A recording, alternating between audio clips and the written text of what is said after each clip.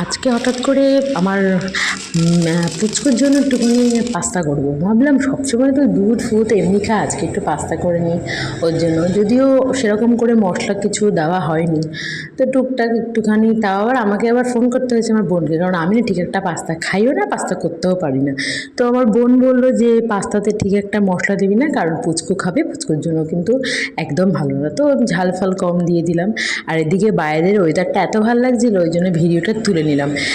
এইখানে একটুখানি দেরি করে যেহেতু রাত হয়, তো মোটামুটি পাস্তাটা খেতে লাস্টে তো উনি একটু বললেন যে ঠিকই হয়েছে, ভালোই হয়েছে, প্রথম করেছে যেরকম প্রথমের মতন ভালোই হয়েছে। আর আমি খেয়ে দেখলাম ভালোই হয়েছে, কিন্তু মেয়ের খেতে একটু অসুবিধা হচ্ছিল, কারণ যেহেতু ফার্স্ট টাইম ওকে আমি পাস্তাটা খাওয়ালাম। তো নেক্সট টাইম আমি ভালো করে করবো। আমি শুনেছি পাস্তা নাকি দুধ দিয়েও করে, আমি মানে আমাদের সোশ্যাল মিডিয়াতেও দেখেছি আর কি।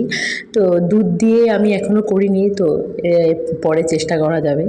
তো মোটামুটি ভালো হয়েছে। সবাই টাটা, ভালো থেকো।